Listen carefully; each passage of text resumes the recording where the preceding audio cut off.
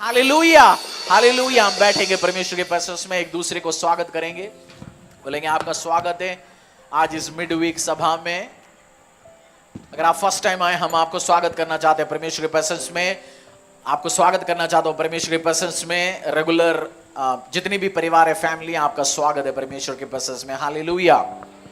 इस संडे के मीटिंग के लिए प्रार्थना में आपने याद रखना, संडे के मीटिंग सारे अरेंजमेंट, ले हैंड प्लस अनॉइंटिंग और डिस्ट्रीब्यूशन होगा। आपका जितने भी फ्रेंड्स है, फैमिली है, उनको शेयर करेंगे, वो उनके लिए एक आशीषित टाइम होंगे यीशु के सामर्थ्य नाम से। कौन सी चीज हम सीखते जा रहे हैं अभी कुछ एक आध हफ्ते से? स्वर्ग में कितनी सीढ़ियां हैं? स्वर्ग में कितनी सीढ़ियां हैं? एंजल का कितनी पंख है? क्या चीज सीखते जा रहे हैं हम? Financial principles. क्यों फाइनेंशियल प्रिंसिपल्स हम सीखना जरूरी है? क्यों फाइनेंशियल प्रिंसिपल सीखना जरूरी है? वचन में लिखा गया यूहन्ना के द्वारा, एबव ऑल मैं प्रार्थना करता हूं तू प्रॉस्परस हो जा, तू आशीषित हो जा, तू अनुग्रहित हो जा। तो परमेश्वर चाहते हैं आप गरीब रहें या आप ब्लेस्ड रहें? आप क्या रहें? ब्लेस्ड रहें। चारों तरफ से आप ब्लेस्ड रहें, ये परमेश्वर का इच्छा है आपके लिए। आज इस फाइनेंशियल प्रिंसिपल में 3-4 चीज हम सीखेंगे। जब आप पहली तिमोथी अध्याय 5-8, बुक ऑफ फर्स्ट तिमोथी अध्याय 5-8 हम पढ़ेंगे। फाइनेंशियल प्रिंसिपल्स में नई प्रिंसिपल आज हम सीखेंगे और आगे बढ़ेंगे। फर्स्ट तिमोथी अध्याय 5-8।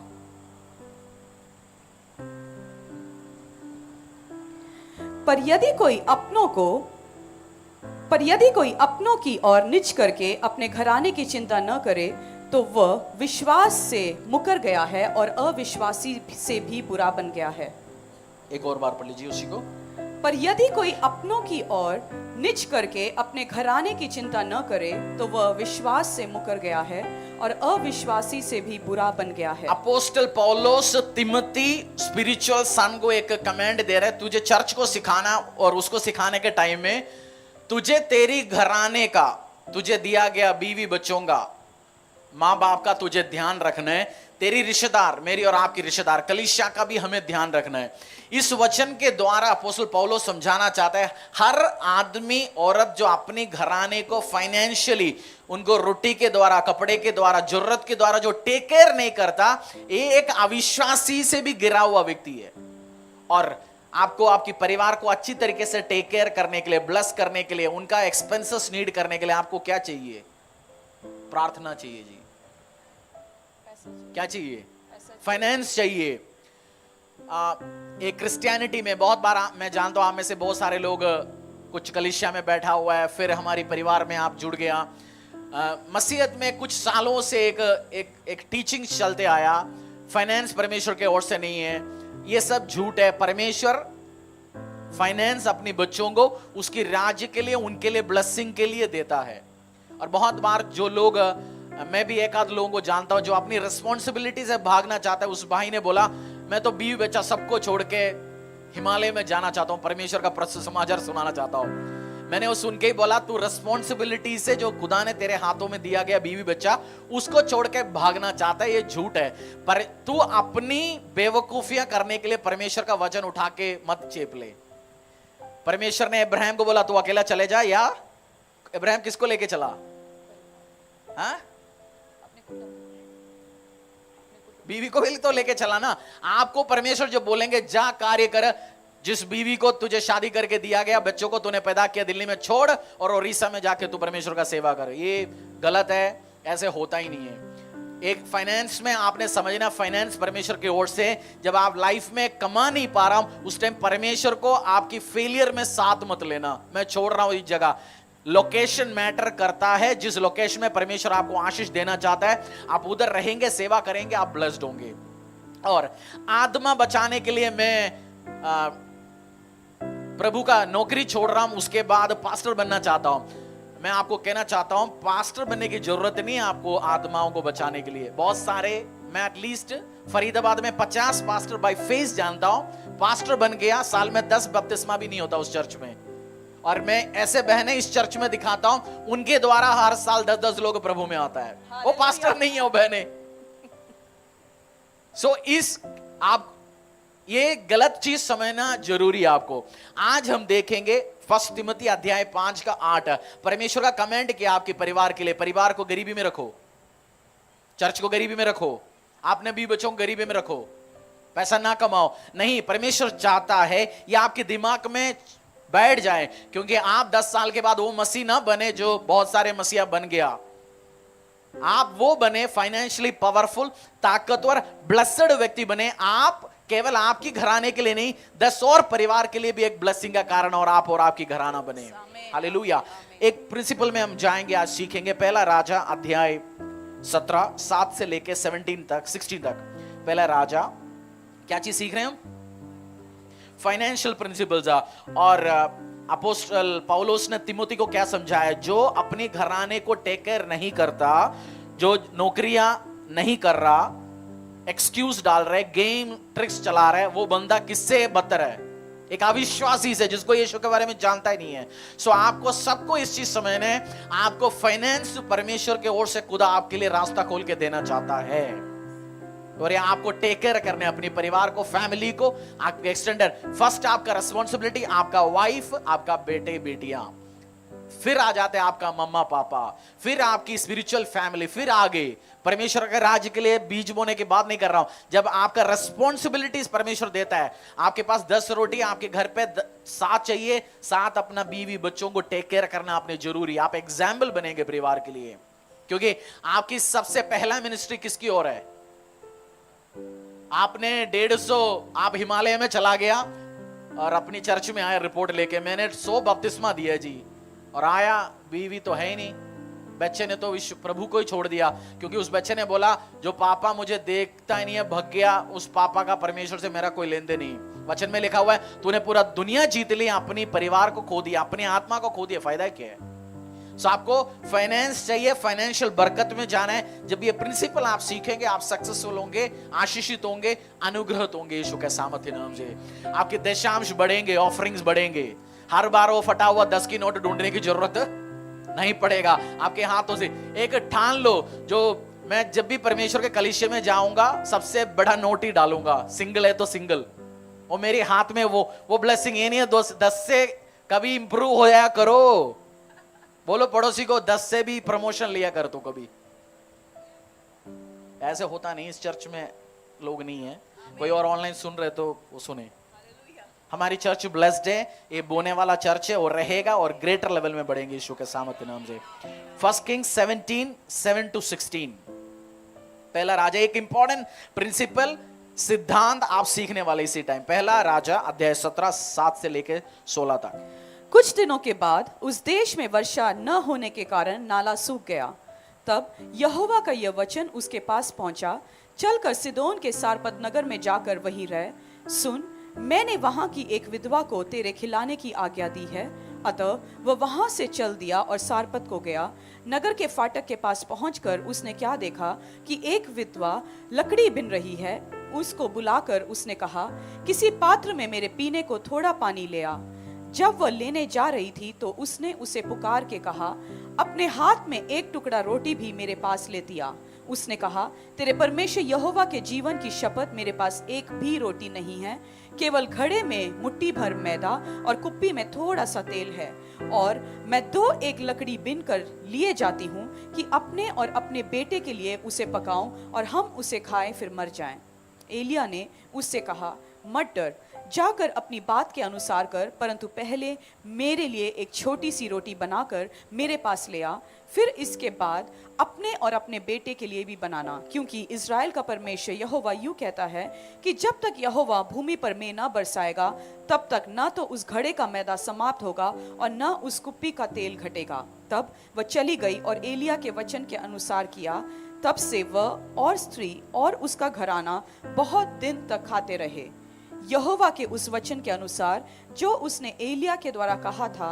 न तो उस घड़े का मैदा समाप्त हुआ और न उस कुप्पी का तेल घटा। इस स्टोरी में 2 व्यक्तियां हैं। एलाइजा का सिचुएशन क्या है? उसका सप्लाई फाइनेंस क्या हो गया? जो अब तक खा रहा था पी रहा था वो क्या हो गया? बंद हो गया। विडो भी इसी जगह में, जो विधवा है उसका भी सिचुएशन ये था। उसके पास उसने लास्ट उसने जहर लेके रखा था, जहर ऐसे खा नहीं सकता, उसने सोचा रोटी में मिला के खाएंगे, कड़वा हो सकता है, कुछ और गंदा टेस्ट हो सकता है, वो सुसाइड करने वाला था। दो बंदा परेशानी में था, इन दोनों को परमेश्वर को ब्लेस करने के लिए उस विधवा का जिंदगी में परमेश्वर ने एलाइजा को डिवाइन हेल्पर के रूप में भेजा गया।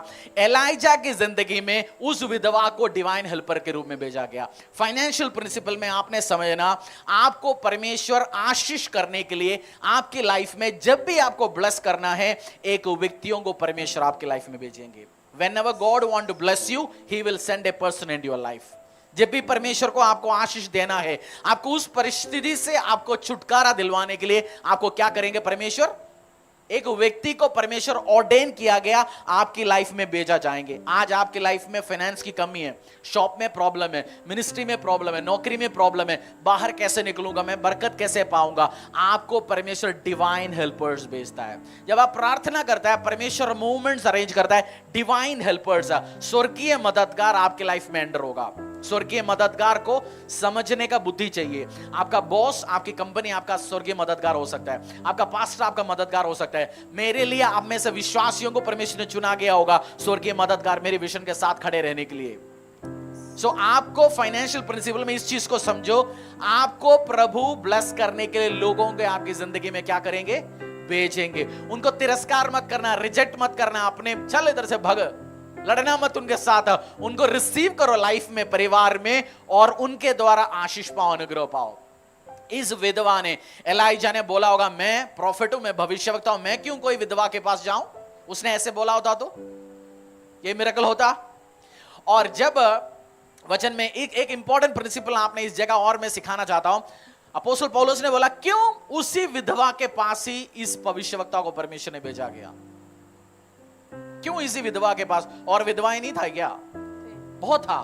क्योंकि परमेश्वर जानता था इस विधवा का नेचर है परमेश्वर का भविष्यवक्ताओं का बात सुनने का, और उनके साथ उनके लाइफ में बोने का इनका नेचर है, इसलिए भेजा जाता है। नहीं तो भेजा नहीं जाएंगे। जो प्रभु के राज में बोता नहीं है, परमेश्वर की गॉस्पेल के साथ, चर्च वर्क के साथ जिस व्यक्तियों का पार्टनरशिप नहीं करना, ऐसे बंदों के लाइफ में परमेश्वर ऐसे काम के लिए भेजेंगे नहीं। आपका नेचर बोने का हो, परमेश्वर आपको ऐसे सिस्टम्स बनाएंगे आपको ब्लेस करने के लिए। जब आपको जरूरत होगा, आपकी एंड मोमेंट में, आपकी सुसाइड की मोमेंट में, आपकी कंफ्यूजन है, आप खत्म हो गए, खाली हो गया, उस टाइम परमेश्वर आपको ब्लेसिंग्स के लिए आपके लाइफ में परमेश्वर लोगों को भेजा जाएगा।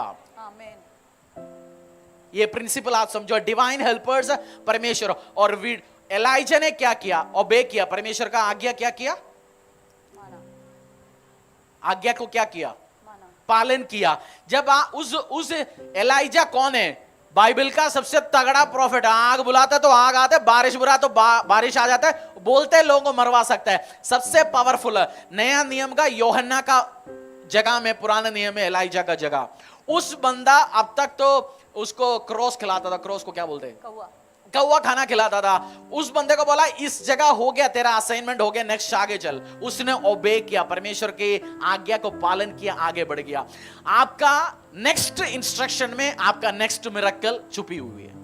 क्या बोला मैंने? आपका नेक्स्ट, इसी टाइम जो परमेश्वर ने आपको इंस्ट्रक्शन दिया, 50 साल के बाद क्या होगा भूल जाओ। नेक्स्ट इंस्ट्रक्शन क्या दिया परमेश्वर ने, उस नेक्स्ट इंस्ट्रक्शन आप फॉलो करो, आप आपका लाइफ का ग्रेटेस्ट फाइनेंशियल मिरेकल देखोगे।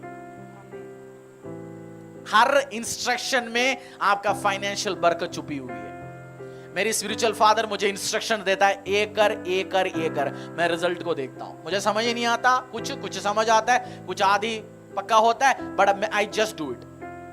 तो मैं बरकत और फाइनेंस ब्लेसिंग्स देखता हूं उस एरिया में। और विधवा को बोला जा, तो वो उसका मतलब उस विधवा कौन सी विधवा है? वो विधवा नहीं जो पति की बात भी नहीं सुनता। ये तो अनजान बंदे का बात तो सुन लिया। रोटी बनाने के लिए पति बोलने का टाइम बोलते हैं, हाँ यार रोटी क्यों चाहिए, आज तो समोसा लेते हैं। नहीं, ये विधवा ओबे करने वाली विधवा है, और परमेश्वर का भविष्यवक्ताओं का भी ओबे करने वाली, आज्ञा पालन करने वाली विधवा था। परमेश्वर जानता था इस चीज को, इसके लाइफ में भेजेंगे। और गरीबी हटा, उस विधवा के लाइफ से गरीबी हटा। बच्चा पेट भर के खा रहा है, भविष्यवक्ता, पादरी के पास भी खाना नहीं था, इन विश्वासी के पास भी नहीं था, बट ये दोनों एक दूसरे के लिए डिवाइन हेल्पर बन गया, दोनों का पेट भर के जा रहा है। जब मैं और आप हम दोनों मिलके परमेश्वर का आज्ञा को पालन करेंगे, मैं भी ब्लेस्ड होंगे, आप भी ब्लेस्ड होंगे। आमीन। सो आप स्पिरिचुअल इंस्ट्रक्शन का, वचनों को रिसीव करेंगे, आप ब्लेसिंग पाएंगे आने वाले टाइम यीशु के सामर्थ्य नाम से। इस इंस्ट्रक्शन को सुनो, लो, अपने दिमाग लगाओ। विधवा सोच सकता था मैं क्यों बनाऊं, बट उसने, अच्छा मैं तेल से नहीं बना रहा हूं, उसके लिए सूखी रोटी देता हूं। आज सूखी रोटी देता तो हो सकता है केवल आटा चले आता, तेल तो नहीं शुरू हुआ होता, है ना। कंजूस तो नहीं है ना ये औरत, बोने वाली है। तो आपको बोने वाला बनना है, आप आशीष पाएंगे, अनुग्रह पाएंगे। अच्छा पराठा बनाया होगा, पहला पराठा अपने पादरी साहब के लिए, और वो कभी उस कुप्पी बंद नहीं हुआ और उसकी आटा खत्म नहीं हुआ, परमेश्वर ने ब्लेस किया। फाइनेंशियल प्रिंसिपल्स में आपको बरकत पाने के लिए ओबे करना परमेश्वर का इंस्ट्रक्शन, और परमेश्वर का सुसमाचार के साथ पार्टनरशिप करना, कलीसिया के साथ, पास्टर के साथ। जब आप पार्टनरशिप करोगे, आप ब्लेस्ड होंगे, आप आशीषित होंगे। इस विधवा की जिंदगी से आप इस चीज को सीख सकते हैं। दोनों ब्लेसिंग आ गया। आकाश से दिया खाना, डेली मन्ना बरसा सकता था परमेश्वर, बरसा सकता था, बट परमेश्वर सिखाना चाहता था डिवाइन हेल्पर तेरे लाइफ में कितनी जरूरी है। मेरे लाइफ में भी हर मोमेंट में परमेश्वर ने डिवाइन हेल्पर्स भेजा गया, बिजनेस में, पर्सनल लाइफ में, मिनिस्ट्री में, हर चीज में। इस चर्च में जो इक्विपमेंट आप देखते हो, एक डिवाइन हेल्पर का हाथ उसके पीछे होंगे। हर मेजर ग्रोथ हुआ, ब्लेसिंग्स हुआ, हर जगह डिवाइन हेल्पर्स का हाथ है। और कुछ लोग पहचानते नहीं है, अपनी डिवाइन हेल्पर्स को रिजेक्ट करते हैं, तिरस्कार करता है। ये परमेश्वर का ग्रेस चाहिए आपको डिवाइन हेल्पर समझने के लिए। बोलो अपने दोस्त को, अपनी पड़ोसी को बोलो, तुझे परमेश्वर बुद्धि दे, जो स्वर्गीय मददगार को जो तो परमेश्वर तेरे जिंदगी में भेज रहे हैं, उनको पहचानने का आइज दो परमेश्वर तुझे। बोला नहीं, क्या बोलेंगे आप? प्रोफेसाई करो, जो स्वर्गीय मददगार तेरे लाइफ में परमेश्वर भेज रहा है, उनको रिजेक्ट ना करे, उनको तिरस्कार ना करे, उनको रिसीव करने का, उनको लेके आगे बढ़ने का, ब्लेसिंग का, उनके लिए बुद्धि तुझे परमेश्वर दे यीशु के सामर्थ्य नाम से। हालेलुया। आपका ससुर मां आपका मददगार हो सकता है, आपका ससुर जी हो सकता है। मेरे लाइफ में मेरी ग्रेटेस्ट डिवाइन ब्लेसिंग है, मैं रवि को मजाक में बोलता हूं, अंकल मैंने उनको मेरे लाइफ में लेके आने के लिए तेरे से शादी करवाया। मैं ऐसे समझता हूं चीजों को, क्योंकि उस व्यक्ति मिनिस्ट्री से, जॉब से, उनकी हाथ मेरे ऊपर रहा डिवाइन हेल्पर के रूप में। सो आपकी लाइफ में परमेश्वर लेके आते हैं, आपका रिलेटिव, आपका ससुर जी, ससुर मां, आपका जठानी, आपकी देवरानी, आपका चर्च का पास्टर, आपका विश्वासी, आपका डिवाइन हेल्पर हो सकता है। बट उनको गंवाना नहीं है, और उनको संभाल के रखने का, उनके साथ बड़े काम, दोनों के लिए ब्लेसिंग होने का बुद्धि परमेश्वर आपको दे यीशु के सामर्थ्य नाम से। नहमाया अध्याय, एक और प्रिंसिपल हम देखेंगे कैसे परमेश्वर ने बरकत दिया एक जगह को। नहमाया अध्याय 1 से लेकर 3 तक।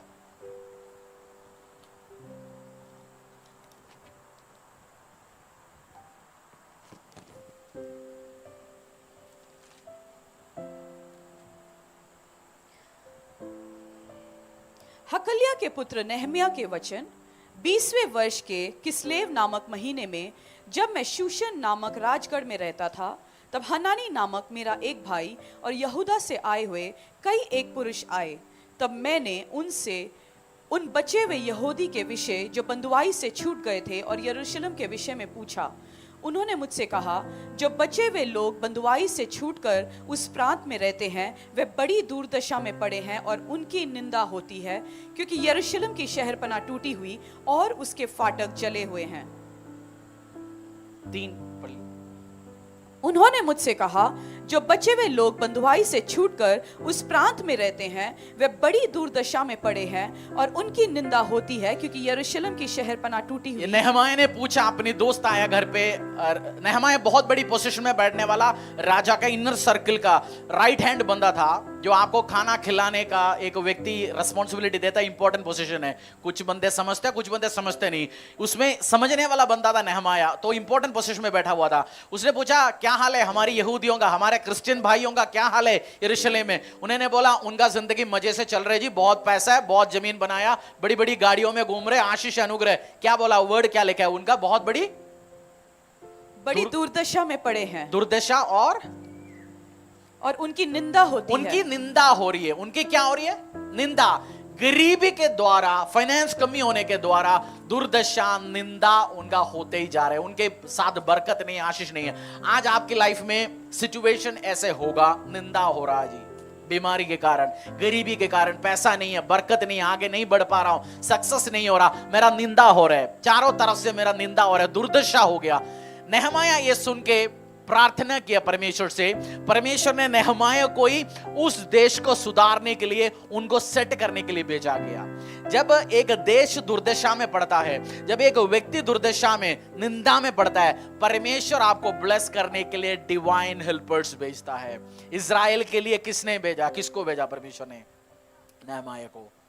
आपके लाइफ में मैं आज आपको समझाना चाहता हूं, आप 1000 साल मेहनत करो, बट एक डिवाइन हेल्पर का सिंगल हेल्प जो आपको लॉन्च कर सकता है, आपको पुश कर सकता है, वो आपका मेहनत नहीं कर सकता। मैंने एक्सपीरियंस किया 1000 टाइम्स ये काम, 1000 टाइम्स। चलो उस स्टोरी कोई और टाइम बताते हैं।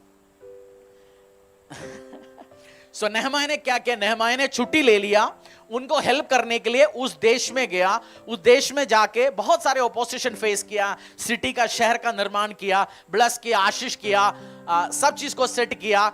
निर्माण करने के बाद पादरियों को अपॉइंट किया, गाने के लिए वर्शिपर्स को अटेंड किया, प्रीस्ट, लेवाइट्स लोगों को बलि चढ़ाने के लिए, सब चीजों को अटेंड किया। उसके बाद नेहमाया अपने घर वापस आ गया। कुछ साल के बाद राजा के पास वापस आ गया। फिर हम देखेंगे नेहमाया कुछ साल के बाद वापस लौट गया। नेहमाया ने ब्लेस किया इजराइल को। क्या किया? उनकी दुर्दशा से बाहर निकाला, निंदा से बाहर निकाला, उनको अनुग्रह दिया, उनको आशीष दिया, उनको ब्लेस किया। बहुत बार डिवाइन हेल्पर्स आता है हमारे लाइफ में, हमें सेट करता है, हमें आगे बढ़ाता है, हमारे खर्चा वो माफ करवाता है, हमें हेल्प करता है फाइनेंशियली, हमारी लाइफ सेट कर देता है। उसके बाद वो अपने काम पे बिजी हो जाता है, आगे बढ़ता है। उसके बाद होता है क्या है? बहुत बार उसी नेहमाया का अध्याय 13, 10 से लेके 13 तक एक इंपॉर्टेंट चीज आप सीखेंगे इसी टाइम।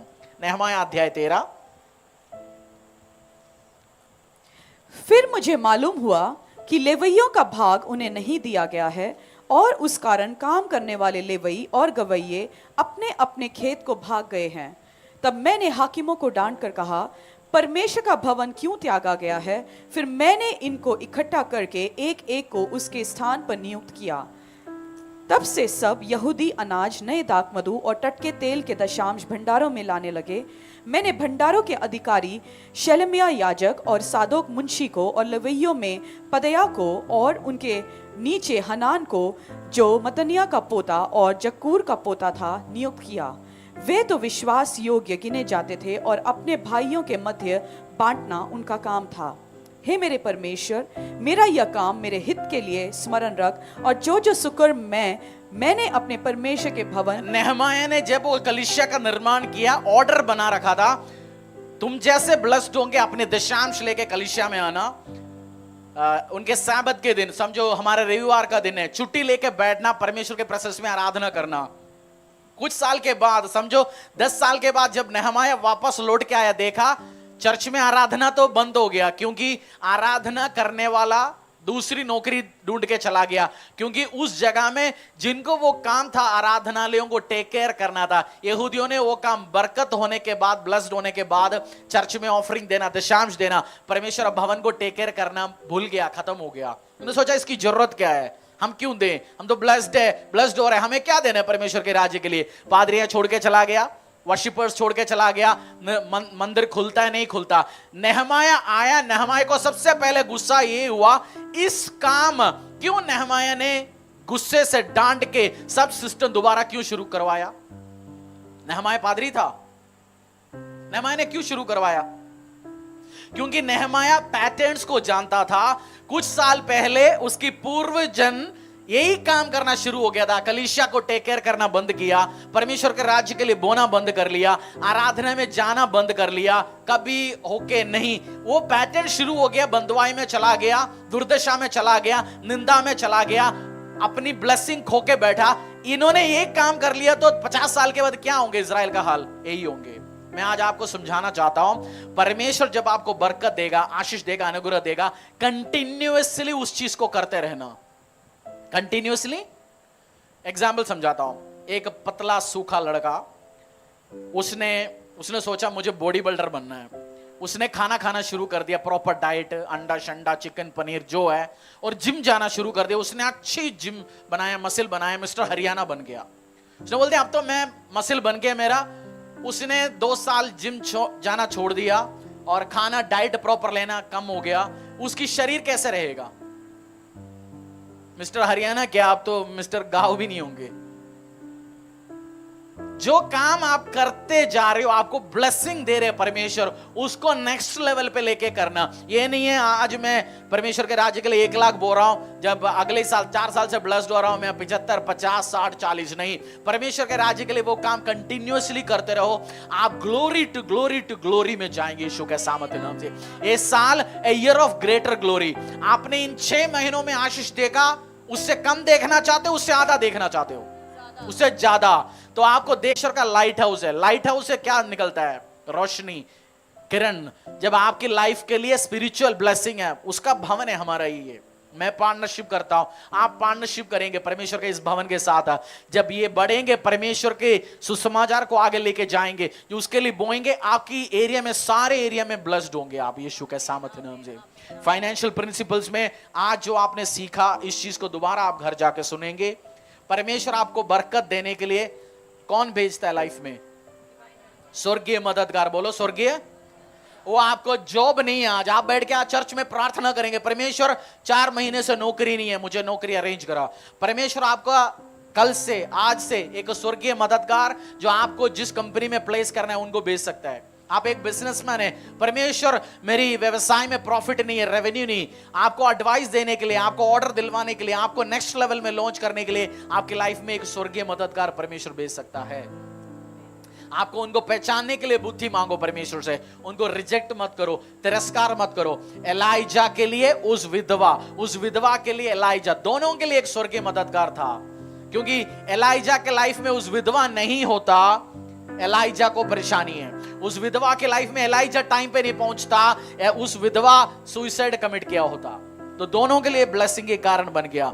और जब आप आशीष में, अनुग्रह में बढ़ोगे, परमेश्वर के भवन को, परमेश्वर का काम को, बहुत बार पास्टर जी आप क्यों बोल रहे हो जी हम अमीर होंगे? मेरा विश्वास है आप सुपरबली ब्लेस्ड होंगे यीशु के सामर्थ्य नाम से। मैं बार इस चर्च को क्यों बोल रहे हैं? आपकी सोने का, चांदियों का, आपका गाड़ियों का संख्या बढ़ेंगे, परमेश्वर को भूलना नहीं है। क्योंकि मैं जानता हूं 1000 टाइम्स आपका सोने का, चांदियों का, जमीनों का, गाड़ियों का संख्या बढ़ रहा है यीशु के सामर्थ्य नाम से। ये प्रोफेसी फेथ वाला नहीं है, श्योर है, ये होगा आपकी लाइफ में। उस टाइम मत बोलना चर्च में अब 4 गाड़ी का मालिक हो गया जी, बाइक में चलने वाला, अब स्पेशल संडे आएंगे पास्टर जी, अब ले हैंड करूंगा, अब आऊंगा। ये भूलना नहीं है। उस टाइम कंटिन्यूअसली ग्रेटर ब्लेसिंग्स में जाना है, तब आप फाइनेंशियल बरकत जाएंगे यीशु के नाम पे। और नेहमाया ने एक रोल प्ले किया। नेहमाया अपनी देश को देख के समझ चुका था इसी लेवल में जाएंगे तो ये देश दोबारा गरीब होंगे।